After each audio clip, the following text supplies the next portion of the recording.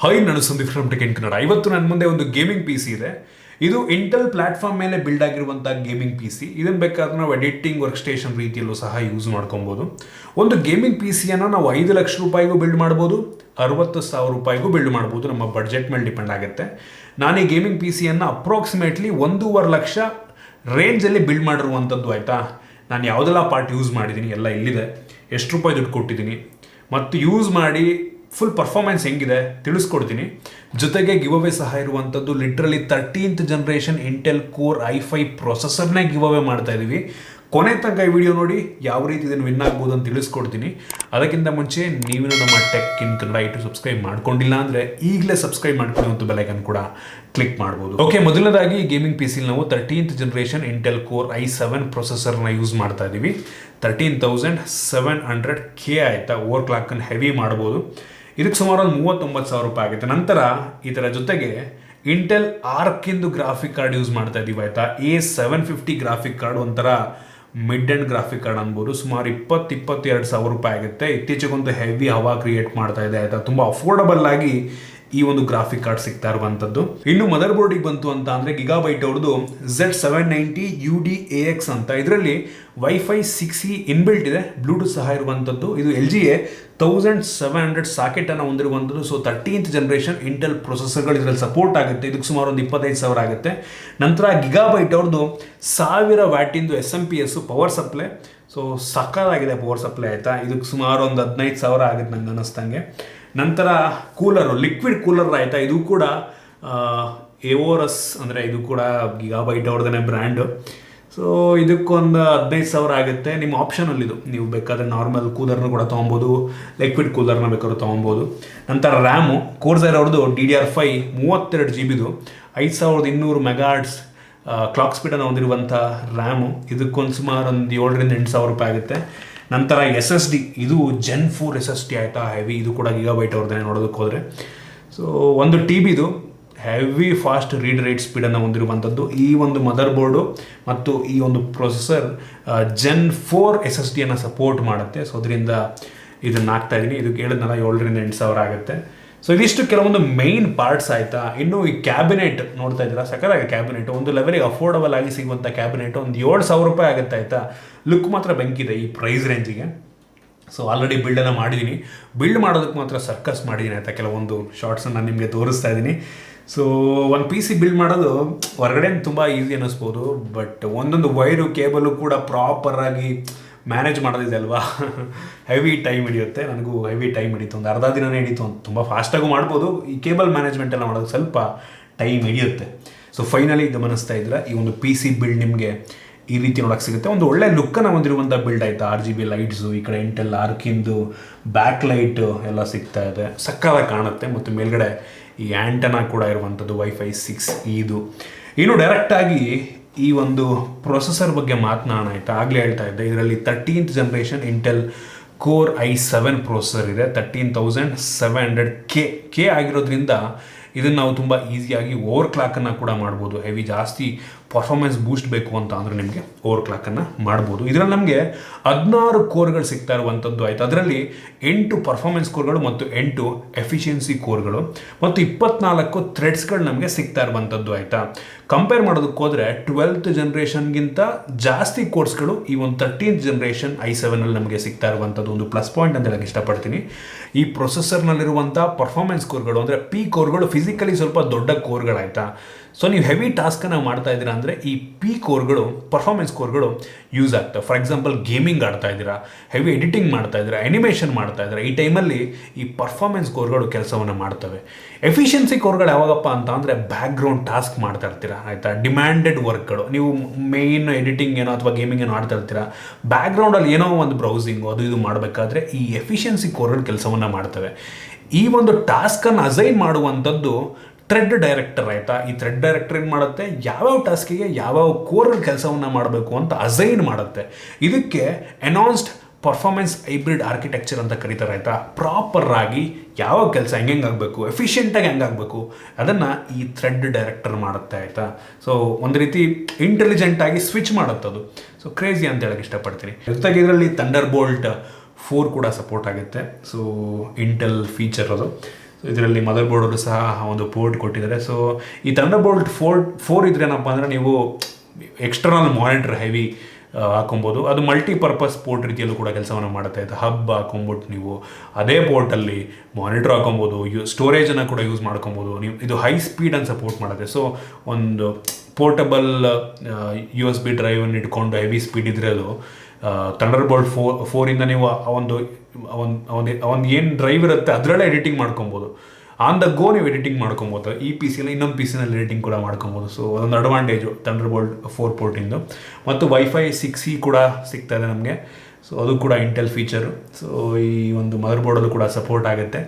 So heavy speed internet ಸಿಗುತ್ತೆ ಆಯಿತಾ. ಗೇಮರ್ಸ್ಗಳಿಗಂತೂ latency heavy ಕಡಿಮೆ ಸಿಗುತ್ತೆ. ಇನ್ನು ಈ ಒಂದು ಪಿ ಸಿಯಲ್ಲಿ ಇಂಟೆಲ್ ಅವ್ರದ್ದು ಆರ್ಕ್ ಗ್ರಾಫಿಕ್ ಕಾರ್ಡ್ನ ಯೂಸ್ ಮಾಡಲಾಗಿದೆ. A750 ಗ್ರಾಫಿಕ್ ಕಾರ್ಡ್ ಆಯಿತಾ. ಇತ್ತೀಚೆಗಂತೂ ಹೆವಿ ಅಂದರೆ ಪ್ರೈಸ್ ಟು ಪರ್ಫಾರ್ಮೆನ್ಸ್ ರೇಷಿಯೋ ಸಖತ್ತಾಗಿದೆ ಆಯಿತಾ. ಈ ಪ್ರೈಸ್ ರೇಂಜಲ್ಲಿ ನಿಮಗೆ RTX 3060 ಗ್ರಾಫಿಕ್ ಕಾರ್ಡು ಸಿಗುತ್ತೆ, ಇದು ಕೂಡ ಸಿಗುತ್ತೆ. ಈ 3060ಗೆ ಟಕ್ಕರ್ ಕೊಡೋ ರೀತಿ ಈ ಒಂದು ಗ್ರಾಫಿಕ್ ಕಾರ್ಡ್ ಇರುವಂಥದ್ದು. ಮುಂಚೆ ಕೆಲವೊಂದು ಪ್ರಾಬ್ಲಮ್ಸ್ ಅದು ಇದೆಲ್ಲ ಆಯಿತು, ಬಟ್ ರೀಸೆಂಟಾಗಿ ಬಂದಿರುವಂಥ ಅಪ್ಡೇಟ್ನಲ್ಲಿ ಎಲ್ಲ ಪ್ರಾಬ್ಲಮ್ಸನ್ನು ಫಿಕ್ಸ್ ಮಾಡಿದ್ದಾರೆ ಮತ್ತು ಹೆವಿ ಆಪ್ಟಿಮೈಸೇಷನ್ ಕೂಡ ಮಾಡಿರುವಂಥದ್ದು. ಕೇವಲ 20-22 ಸಾವಿರ ರೇಂಜಲ್ಲಿ ಈ ಒಂದು ಗ್ರಾಫಿಕ್ ಕಾರ್ಡ್ ಇರುವಂಥದ್ದು ಆಯಿತಾ. ಈ ಪ್ರೈಸ್ ರೇಂಜಿಗೆ one of the best option ಆಗ್ಬೋದು. ಜೊತೆಗೆ ನೀವು ಎಡಿಟಿಂಗಿಗೂ ಕೂಡ ಏನಾದರೂ ಒಂದು ಪಿ ಸಿ ಬಿಲ್ಡ್ ಮಾಡಬೇಕು ಅಂದ್ಕೊಂಡಿದ್ರೆ, ಅಥವಾ ಮಾಮೂಲಿ ವರ್ಕ್ ಸ್ಟೇಷನ್ ಅದು ಬಿಟ್ಟು ನೀವು design ಮಾಡೋದಕ್ಕೋ, CATIA use ಮಾಡೋದಕ್ಕೋ, 3D modelling ಮಾಡೋದಕ್ಕೋ ಅದಕ್ಕೂ ಕೂಡ ಆರಾಮಾಗಿದು ಕೆಲಸವನ್ನು ಮಾಡುತ್ತೆ. ಈ ಇಂಟೆಲ್ ಆರ್ಕ್ A750 ಗ್ರಾಫಿಕ್ ಕಾರ್ಡ್ನಲ್ಲಿ 8GB DDR6 VRAM ನಮಗೆ ಸಿಗ್ತಾ ಇದೆ.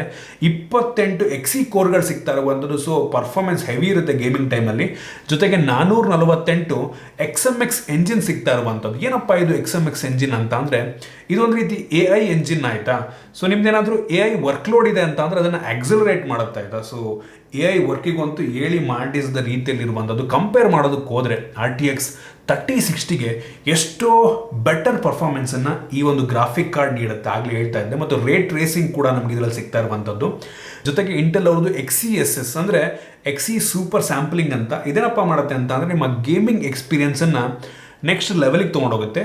AI ಮುಖಾಂತರ ಎನಾನ್ಸ್ಡ್ ಅಪ್ಸ್ಕೇಲಿಂಗ್ ಮಾಡುತ್ತೆ ಮತ್ತು ಪರ್ಫಾರ್ಮೆನ್ಸನ್ನು ಸ್ವಲ್ಪ ಬೂಸ್ಟ್ ಮಾಡುತ್ತೆ ಆಯಿತಾ. ಸೊ ಕ್ರೇಜಿ ಅನ್ಬೋದು. ಜೊತೆಗೆ ಈ ಒಂದು ಗ್ರಾಫಿಕ್ ಕಾರ್ಡ್ AV1 ಎನ್ಕೋಡನ್ನು ಕೂಡ ಮಾಡುತ್ತೆ. AV1 ಅನ್ನುವಂಥದ್ದು ಒಂದು video format, compressed video format ಆಯಿತಾ. ರೀಸೆಂಟಾಗಿ ಹೆವಿ ಅವಾಗ ಕ್ರಿಯೇಟ್ ಮಾಡ್ತಾ ಇದೆ.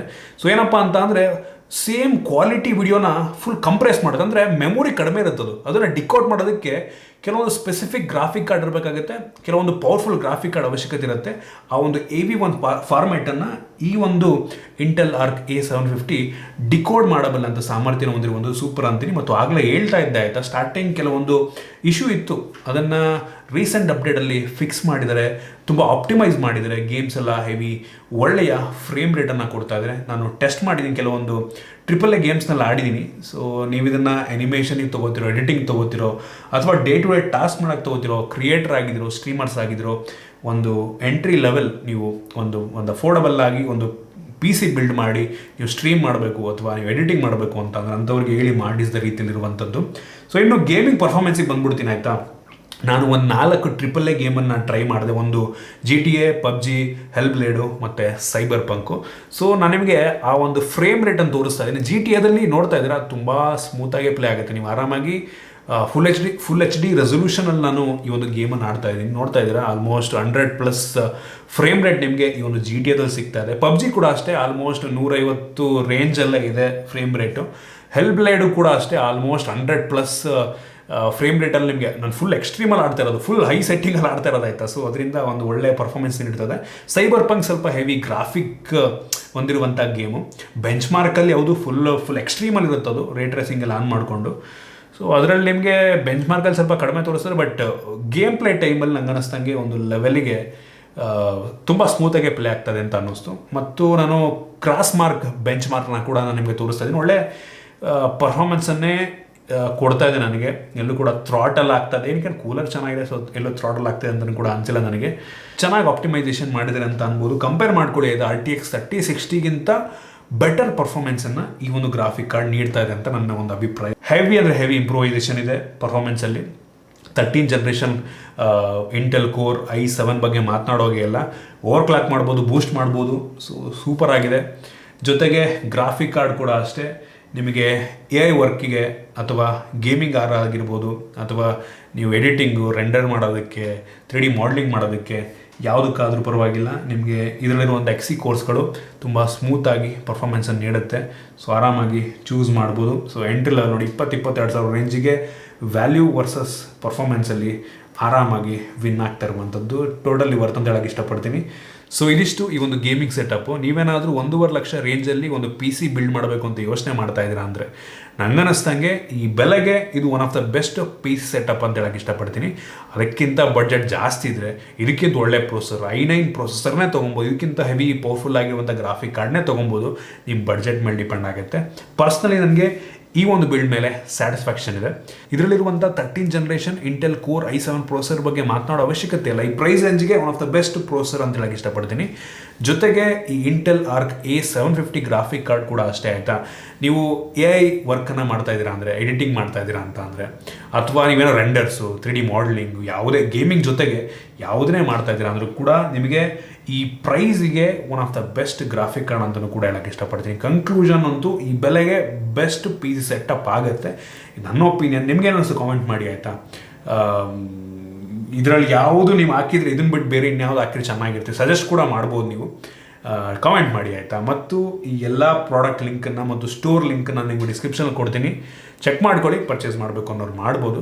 ಓಕೆ, ಫೈನಲಿ ಈ ಗಿವ್ ಅವೇ ಬಗ್ಗೆ ಮಾತನಾಡಬೇಕು ಅಂತ ಅಂದರೆ ಈ 13th generation Intel core i5 ಪ್ರೊಸೆಸರ್ನ ನೀವು ವಿನ್ ಆಗ್ಬೋದು. ಹೆಂಗಪ್ಪ ಅಂತ ಅಂದರೆ ಈ ವಿಡಿಯೋದಲ್ಲಿ ಕಾಮೆಂಟ್ ಮಾಡಿ ಈ ಪ್ರೊಸೆಸರ್ನ ಅವಶ್ಯಕತೆ ನಿಮಗೆ ಏನಕ್ಕಿದೆ ಅಂತ. ಜೊತೆಗೆ ನಾನು ಇನ್ಸ್ಟಾಗ್ರಾಮ್ನಲ್ಲಿ ಒಂದು ಪೋಸ್ಟನ್ನು ಕೂಡ ಹಾಕ್ತಾ ಇದ್ದೀನಿ. ಆ ಪೋಸ್ಟಲ್ಲಿ ಕಾಮೆಂಟ್ ಮಾಡಿ ಆಯಿತಾ. ನಾನು ನಿಮಗೆ ಇನ್ಸ್ಟಾಗ್ರಾಮಲ್ಲಿ ಮೆಸೇಜ್ ಮಾಡ್ತೀನಿ, ಯಾರು ವಿನ್ ಆಗಿದ್ದೀರಾ ಅಂತ ತಿಳಿಸ್ಕೊಡ್ತೀನಿ. ಸೊ ಸುಮಾರು 30,000 ಬೆಲೆ ಬಾಳುವಂಥ ಪ್ರೊಸೆಸರ್ ಇದು. ಸೊ ಈಗಲೇ ಕಾಮೆಂಟ್ ಮಾಡಿ, ವಿನ್ ಆಗ್ಬೋದು ನೀವು ಕೂಡ. ಐ ಹೋಪ್ ನಿಮಗೆ ಈ ವಿಡಿಯೋ ಯೂಸ್ಫುಲ್ ಆಗಿದೆ ಅನ್ಕೋತೀನಿ. PC ಬಿಲ್ಡ್ ಮಾಡೋರಿಗೆ ಇಷ್ಟ ಆಗಿದ್ದರೆ ಲೈಕ್ ಮಾಡಿ, ಶೇರ್ ಮಾಡಿ. ಇದು ನಮ್ಮ ಬೇರೆ ಬೇರೆ ವಿಡಿಯೋಗಳಿಗೆ ನಮ್ಮ ಟೆಕ್ ಇನ್ ಕನ್ನಡ ಐಟು ಸಬ್ಸ್ಕ್ರೈಬ್ ಮಾಡ್ಕೊಂಡಿಲ್ಲ ಅಂದರೆ ಈಗಲೇ ಸಬ್ಸ್ಕ್ರೈಬ್ ಮಾಡ್ಕೊಳ್ಳಿ ಮತ್ತು ಬೆಲ್ ಐಕಾನ್ ಕೂಡ ಕ್ಲಿಕ್ ಮಾಡ್ಬೋದು. ಸಿಗೋಣ ಮುಂದಿನ ವಿಡಿಯೋದಲ್ಲಿ.